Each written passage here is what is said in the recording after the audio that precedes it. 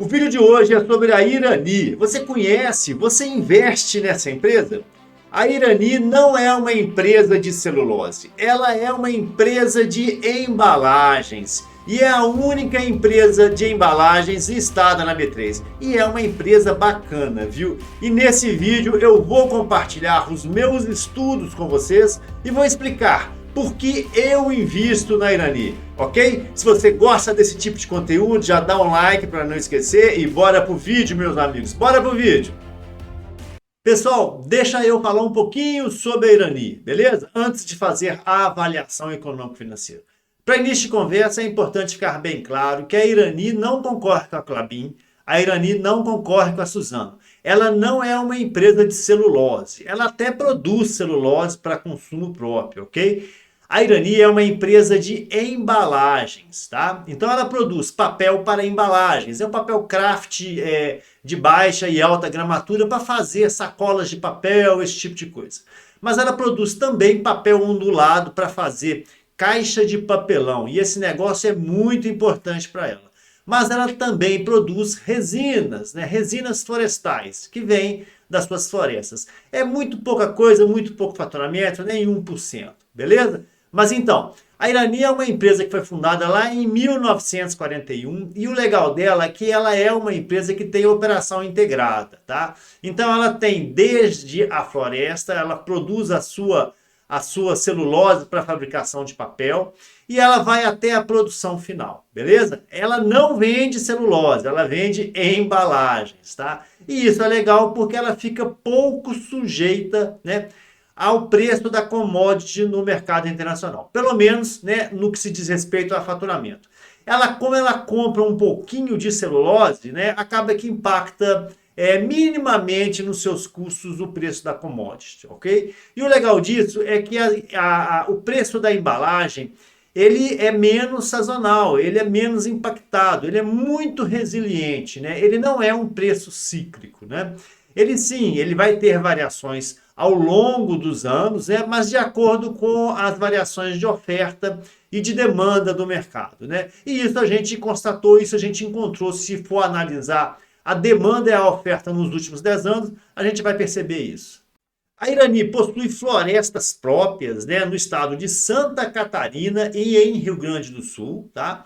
Possui 3 fábricas nos estados de São Paulo, Santa Catarina e Minas Gerais. Está faturando algo em torno de 1,7 bilhão de reais.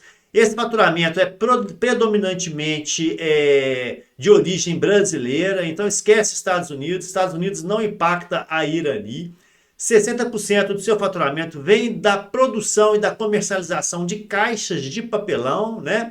O papel ondulado. Os outros 40% é de papel para embalagens, ok? Que sofreu aí um grande aumento de demanda nos últimos anos, principalmente no pós-pandemia, ok? Vamos lá. Valor de mercado da empresa, 1,8 bilhão de reais. É uma empresa que tem volatilidade baixa na faixa de 28% e um beta que não chega a 1, 0,94. Então é uma empresa mais moleirona, uma empresa mais defensiva, ok? Tem uma liquidez de 3,3 milhões de reais por dia, então dá para entrar, dá para sair com tranquilidade, mesmo porque o free float da empresa está em 42%, então isso é bom. Dividendos. Os dividendos nos últimos anos foram baixos na faixa dos seus 6%. Nos últimos 12 meses, deu uma puxada para cima e a empresa pagou algo em torno de 9%. Beleza? Vamos lá fazer a avaliação econômico-financeira da empresa, então. Mas antes de mais nada, deixa eu explicar um pouquinho para vocês o que é a análise dinâmica de balanços, tá? A análise dinâmica de balanços é uma teoria que existe no mercado há mais de 30, 40 anos. Ela originalmente foi criada lá na França por um francês, Michel Flourier, e veio para o Brasil pelo próprio Michel Flourier, mais o Haroldo Vinagre, né, o saudoso professor aí da Fundação Dom Cabral. Então, eu utilizo essa teoria desde o início dos anos 2000, mas por que eu gosto tanto dessa teoria e por que eu utilizo a análise dinâmica? Vamos lá. Eu sou economista, tenho facilidade para lidar com os números, avaliar um balanço, esse tipo de coisa. E sempre fiz as minhas avaliações com base em análise fundamentalista, né? Mas tudo bem, de vez em quando eu tentei ir aí para o day trade, tomei umas ferradas, voltei para o mercado de longo prazo, né? Mas por que eu gosto da análise dinâmica de balanço? Em primeiro lugar, porque são três indicadores apenas. Capital de giro, necessidade de capital de giro e o saldo de tesouraria, né? Se eu for analisar uma empresa com base nos indicadores fundamentalistas normais, né, que estão disponíveis em qualquer site de internet, no Status Invest, no Investidor 10, enfim, tem um monte de site de internet que disponibiliza esses indicadores. Mas são muitos indicadores, gente, e a gente acaba se confundindo, né? É muito indicador e o que prevalece é muito confuso, né? Até para mim que sou um economista. Então, eu gosto da análise dinâmica porque ela é muito sucinta, ela é muito breve, ela é muito fácil, ela é muito intuitiva.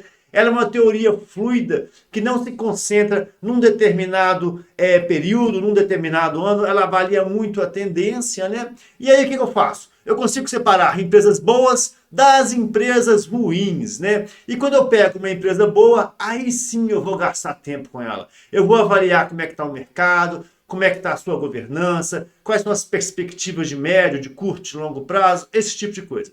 Mas para separar empresas boas de empresas ruins, a análise dinâmica de balanços é sensacional. Você vai se apaixonar, beleza? Bora lá então que eu vou falar tudo sobre a Irani, ok?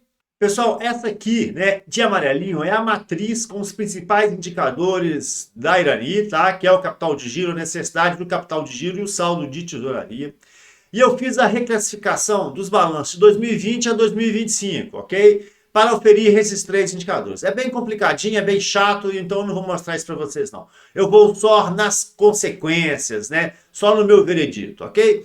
Quando eu pego essa análise, né? Quando eu pego essa matriz, o que eu vejo? Eu vejo uma empresa que tem uma estrutura financeira sólida, né? Grau de risco 2, né? Grau de risco muito baixo. É uma empresa que tem como fonte, né, de capital, né, o seu próprio capital de giro, que ele é positivo, está estimado em 840 milhões de reais, ok? E ela sim, ela tem uma necessidade de capital de giro que ela é positivo e isso é normal. Existe uma relação proporcional à necessidade de capital de giro que a empresa precisa, né, com o aumento do faturamento, com a execução das suas atividades operacionais. Então isso é normal, né? Ela tem um capital de giro de 840 e ela tem uma necessidade de capital de giro de 370. Aí a matemática é simples. 840 menos 370 dá 466. Esse dinheiro, esses 466 milhões de reais, estão na tesouraria, estão aqui em 2025 no saldo de tesouraria e é com esse dinheiro que a empresa lida o seu dia a dia, beleza? Pessoal, quando eu avalio essa matriz, o que eu percebo? Uma empresa que tem indicadores constantes, né? Assim, que tem um comportamento linear, né? Capital de giro sempre positivo, sempre em números expressivos, né? Sempre em números mais altos que a necessidade de capital de giro, né? Basta a gente olhar essas duas linhas aqui, comparar a primeira linha com a linha de baixo, né? Nós vamos perceber que o capital de giro sempre está em níveis superiores e isso é muito bom, né? Saldo de tesouraria também sempre positivo, bem tranquilão, beleza? Mas o que acontece, pessoal? Analisar essa matriz aqui é meio chata, né? Então o que eu faço? Eu pego esses números e coloco num gráfico para facilitar a visualização da característica fluida, né, da análise dinâmica de balanço. Então vamos lá ver o gráfico com a plotagem desses indicadores. E esse é o gráfico, tá, pessoal? E a linha azul é o capital de giro próprio. A linha vermelha é a necessidade do capital de giro e a linha amarela é o saldo de tesouraria, né?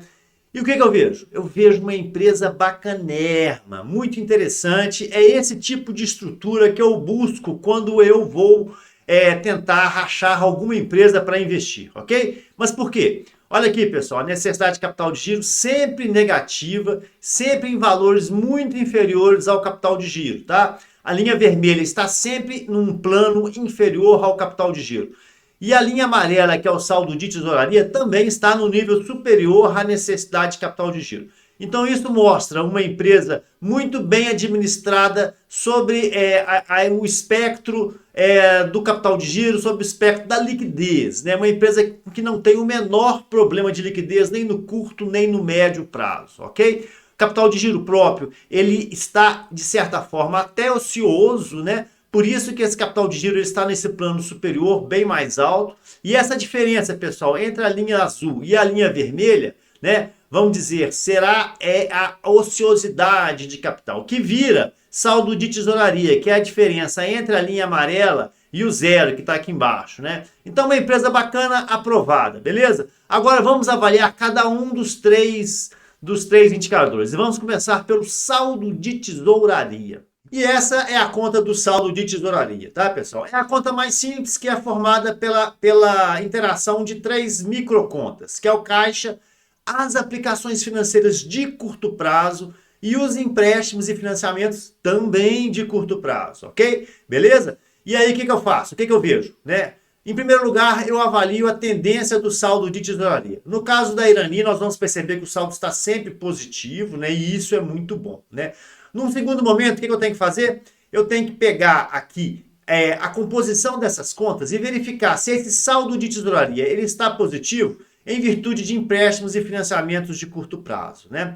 No caso da Irani, pessoal, vamos ver aqui, ó, o ano de 2025. Ela tem 613 milhões de reais de caixa, ok? Tem 13 milhões de reais em aplicações financeiras e 160 milhões de reais de empréstimos de curto prazo. Então, pessoal, se ela pegar esse dinheiro que ela tem em caixa, ela quita esses empréstimos de curto prazo e ainda sobra 466 milhões de reais. Então, pessoal, a Irani recebe um selinho verde aqui, né? Uma aprovação. Por quê? Porque o saldo de tesouraria dela é positivo e ele é positivo decorrente de dinheiro de longo prazo que veio do capital de giro, tá? Então é uma situação legal. Mas, pessoal, eu costumo dizer que essas contas, né, do saldo de tesouraria são contas erráticas, são contas não administráveis, são contas que são meramente a consequência das contas operacionais que estão na necessidade do capital de giro e das contas estratégicas que estão no capital de giro próprio, ok? Aqui não tem vida, pessoal, isso aqui é só consequência, isso aqui não tem gestão, né? Que me desculpem os gerentes de tesouraria, eles só administram saldo, né? O dinheiro, a estratégia está ou na necessidade de capital de giro ou no capital de giro próprio. E é por isso que a gente vai logo de cara verificar como anda a necessidade de capital de giro da Irani. Essa é a conta da necessidade do capital de giro, tá, pessoal? E a necessidade do capital de giro, ela engloba as contas operacionais. São as contas que têm nexo com o aumento do faturamento ou a diminuição do faturamento, né? Então é o contas a receber, a conta clientes, é o estoque, são os tributos, são as obrigações sociais, os salários, encargos, né? As obrigações fiscais, esse tipo de coisa. São as contas que têm variação significativa quando se aumenta ou quando se diminui o faturamento. Sendo assim, pessoal, a primeira coisa que eu faço é comparar a evolução da necessidade do capital de giro com a evolução da receita, beleza? Para a gente ver se a empresa está fazendo um bom manejo da sua necessidade do capital de giro, né? No caso da Irani, a receita de 2020 até 2024, ela cresceu em 58%, saindo de 1 bilhão 029 milhões, indo para 1,6 bilhão. Cresceu em 58%. E a necessidade do capital de giro, pessoal, como ela se comportou? Ela saiu de 203 milhões e foi para 373. Então, ela aumentou em 56%. Logo de cara, a Irani ganha um selinho verde aqui de boa gestão da necessidade de capital de giro.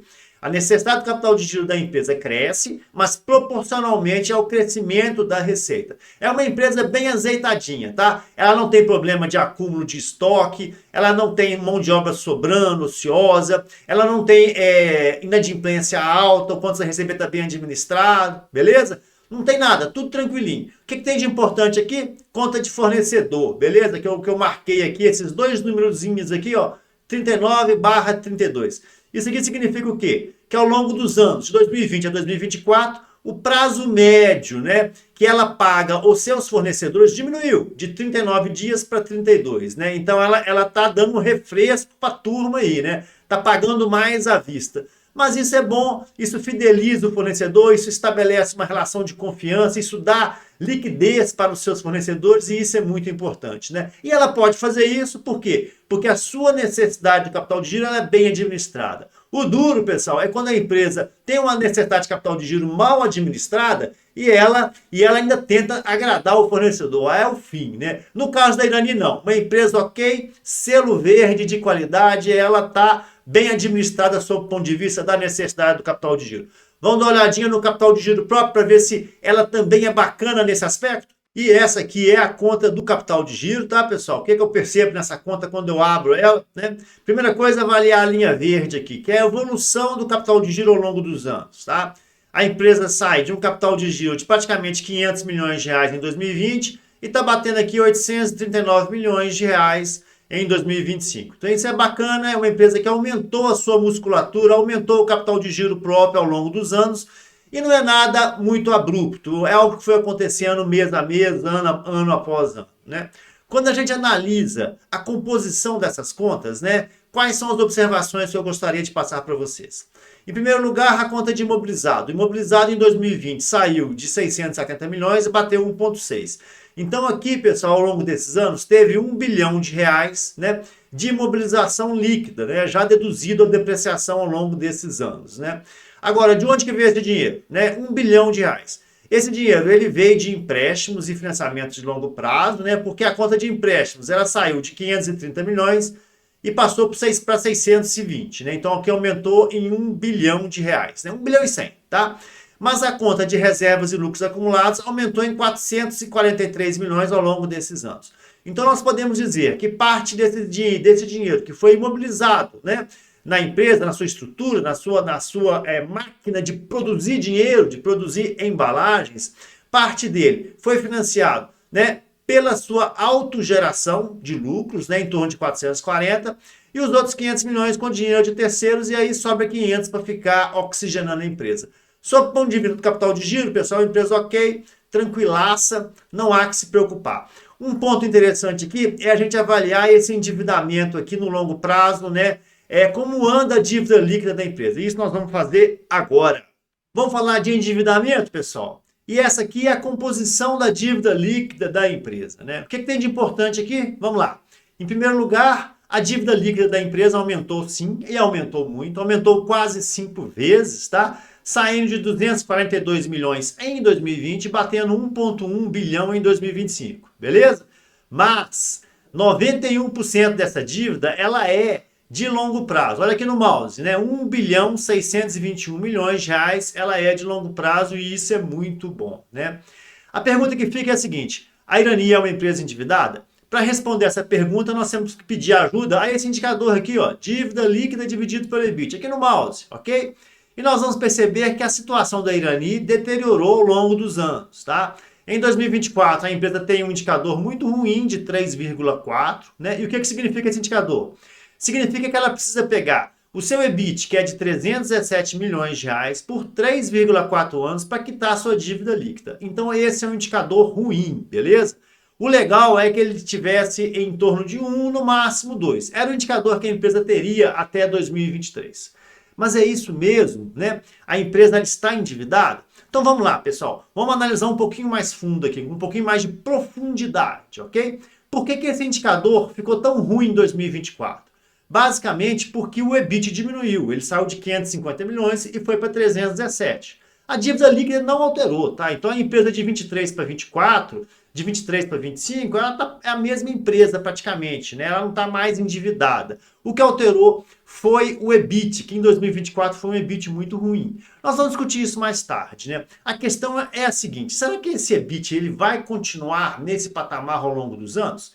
Nós percebemos que 22 e 23 o EBIT era em torno de 580 milhões de reais, 550, 580, né? Agora, pessoal, em 2025, o EBIT já bateu 275 milhões de reais, né? Que é praticamente o EBIT do ano passado. Então, tudo indica que em 2025 a empresa deve ter um EBIT aí na faixa dos 500 milhões de reais, ok? E aí o que vai acontecer? Esse indicador dívida líquida EBIT ele vai diminuir, ele deve sair de 3,4 e ir para seus 2, 2,1, 2,2. Então, no momento, em virtude dessas características que eu falei para vocês, né, eu aguardaria. Eu colocaria aqui um ponto de atenção para acompanhamento, mas eu não falaria que a situação da Irani ela é crítica, né? É uma situação que merece cuidados e que merece atenção. Mas tudo indica que em 2025 ela volta aos trilhos, porque esse EBIT dela deve melhorar, beleza? Vamos dar uma olhadinha aqui na DRE para ver como que a empresa anda a nível operacional. E aqui é a DRE, tá, pessoal? Eu utilizo apenas 4 indicadores: faturamento, CMV, EBIT e lucro líquido, ok? E logo de cara nós vemos que a empresa tem aumentado seu faturamento de forma relevante, saindo de 1 bilhão, batendo 1,6 bilhão de reais. Mais à frente nós vamos entender por que esse faturamento cresceu tanto, ok? O CMV dela oscila bastante, né? Olha aqui, bateu 68 em 2020, né? No pico do preço da para, do papelão reciclado, e hoje está na faixa dos 53%, apesar da para estar muito cara, né? Que tem pressionado o seu CMV, mas de 2024 para 2025 esse CMV até diminuiu, isso mostra gestão e competência da empresa. Em relação ao lucro líquido e ao EBIT, pessoal, apesar de eu não colocar aqui os períodos anteriores a 2020, mas existem dois grandes momentos na vida da Irani, antes de 2020 e depois, tá? Principalmente em virtude do aumento do preço das embalagens que aconteceu aí a partir de 2021, tá? Custo aumentou? Aumentou, mas o faturamento dela, né, o preço da embalagem, da tonelada, do papelão ondulado, enfim, ele aumentou de forma relevante a partir de 2020. Por isso que a gente percebe que de 2021 para cá, a companhia ela tem um EBIT bem interessante, aí, beirando sempre os 30%, né? E um lucro líquido na faixa dos 20%. Se a gente calcular a média aqui, vai dar 20%. Mas antes disso, não, pessoal. A empresa tinha margens mais apertadas porque o preço da tonelada do papelão estava mais baixo, ok? O que nós temos hoje? Nós temos em 2024 uma empresa, né, que teve um EBIT baixinho na faixa de 317 milhões de reais, né? O menor EBIT, né, ao longo desses anos do boom das embalagens que aconteceu após a Covid, né? E o resultado só não foi pior porque ela tinha um diferido interessante aí de quase 100 milhões de reais, então por isso que o lucro líquido dela, né, e por isso que o seu fluxo de caixa, ele praticamente não sofreu alteração relevante nesses últimos anos, né? Então é uma empresa, sim, interessante, que vai faturar algo em torno aí de 1,6, 1,7 bilhão de reais esse ano, vai te entregar um CMV aí na faixa dos 50, 55%, né? EBIT na faixa dos 30%, lucro líquido na faixa dos 18%, 19%, 20%. Mas tem um ponto de atenção, beleza? E eu vou explicar agora. Pessoal, eu queria conversar com vocês sobre o aumento do faturamento da Irani que aconteceu de 2021 para cá, né? Nós vimos que o faturamento da empresa aumentou em mais de 60%, né? Mas por quê, né? Em primeiro lugar, eu queria mostrar esse gráfico aqui que representa a expedição, né, em toneladas da Irani ao longo desse período, de 2007 até 2025. Olha o corte que eu fiz, né? E a gente vai ver que o crescimento da empresa ele foi acontecendo de forma constante, isso é muito legal, mas de 2021 para cá ele está andando de lado, né? Está andando de lado. Tá percebendo aqui onde que meu mouse está? Está andando de lado. O grande crescimento foi de 2007 a 2020, né? Crescimento quantitativo, né? Na qual ela passou a produzir, né? De 3 milhões de toneladas, passou a produzir praticamente 4 milhões de toneladas. De 2021 para cá está andando de lado, né? Mas a gente viu que o faturamento da empresa aumentou de forma relevante, foi de 2021 para cá, né? Mas por quê? E eu vou mostrar.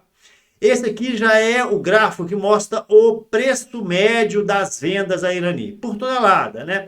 E nós vamos perceber que de 2007 até 2021, o preço da tonelada ele foi aumentando aos poucos, né? Saindo aqui de 2,1, 2,2 e bateu aí algo em torno de 3,2, 3,3 a tonelada, né? Mas de 2021 para cá, no pós-pandemia, né? O que aconteceu? Um excesso de oferta, uma falta, um excesso de demanda, uma diminuição na oferta, né?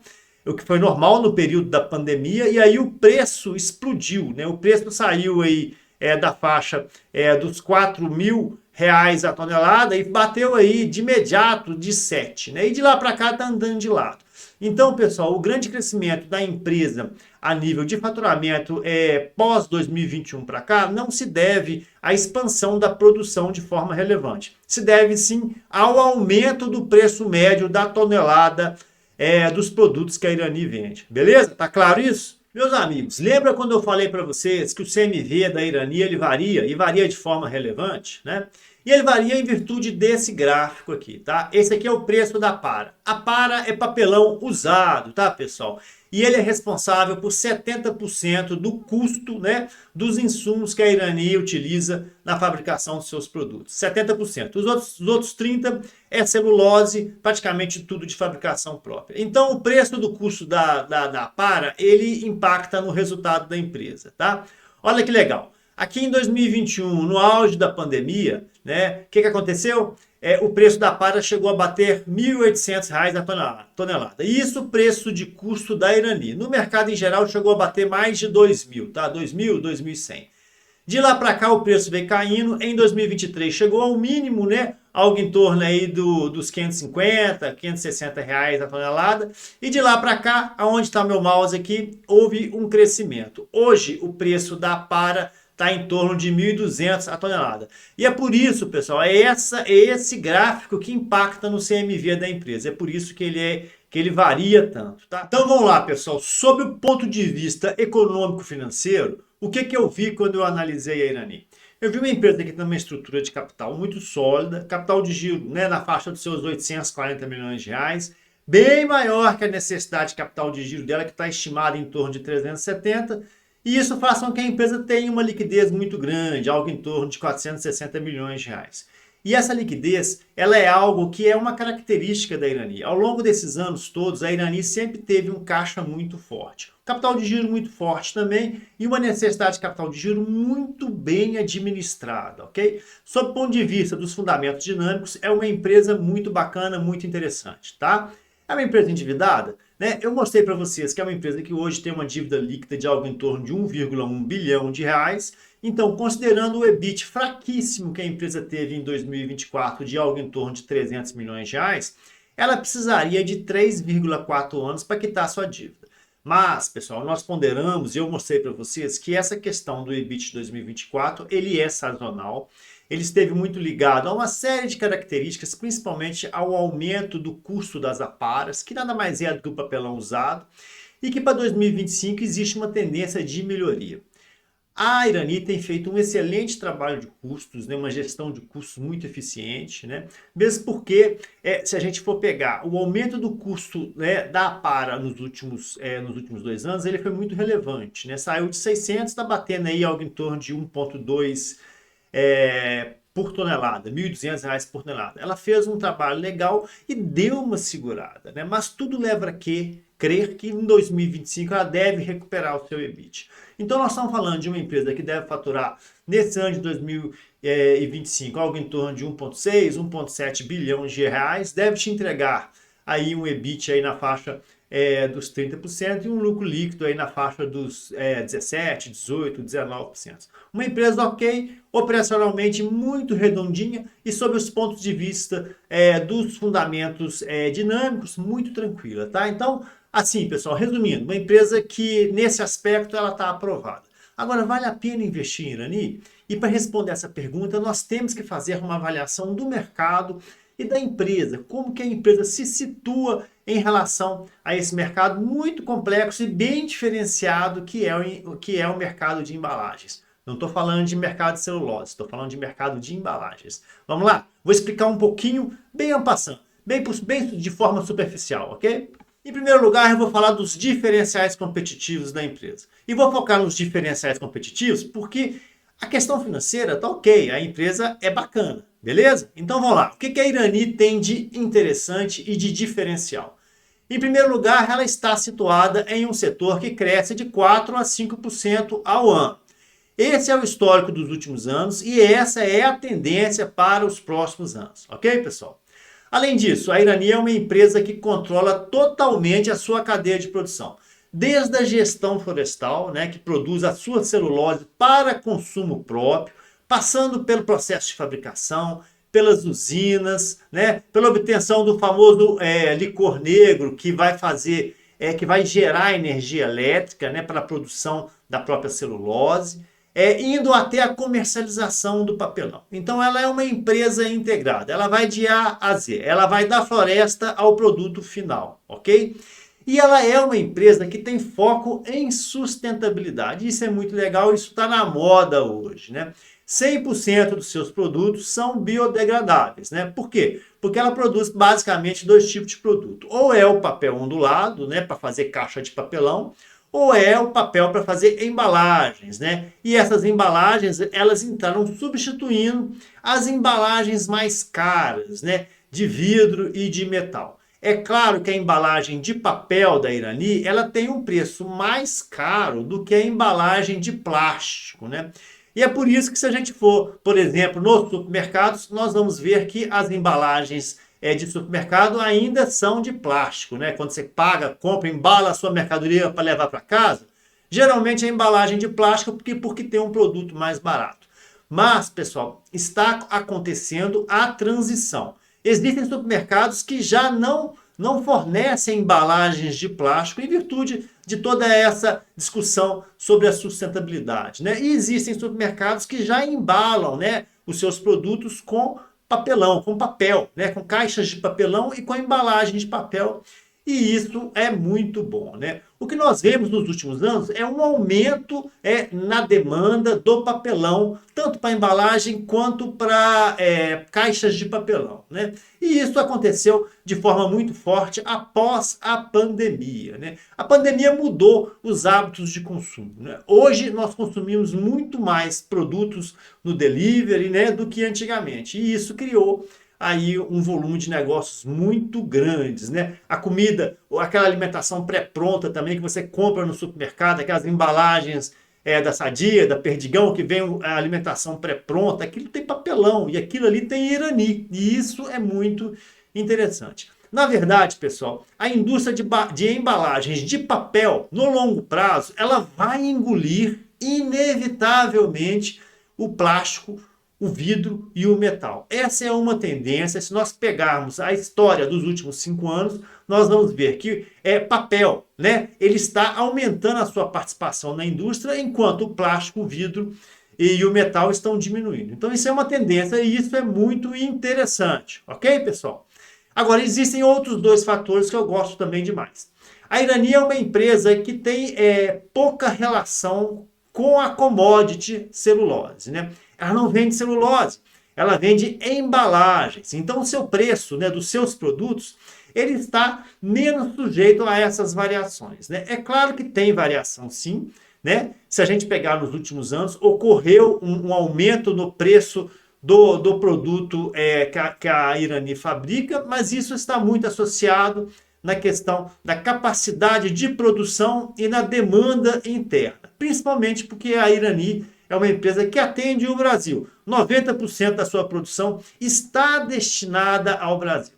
Mas tem um outro ponto que eu gosto bastante, ok? A Irani, nos últimos 4 anos, de 2021 para cá, ela comprou praticamente 9% das suas ações. Recomprou e deu baixa. E isso é muito bom, mas é bom por quê? Porque diminui a base acionária. Lá na frente, quando ela for dividir seu lucro, distribuir seu lucro, ela vai pegar aquele lucro e dividir por uma quantidade menor de ação. Então a gente vai ganhar um lucro por ação maior. Isso é muito bom e isso mostra que a empresa acha que a sua ação está barata, né? E por isso ela está comprando e baixando as ações. Mas existem, pessoal, também 2 pontos de atenção, ok?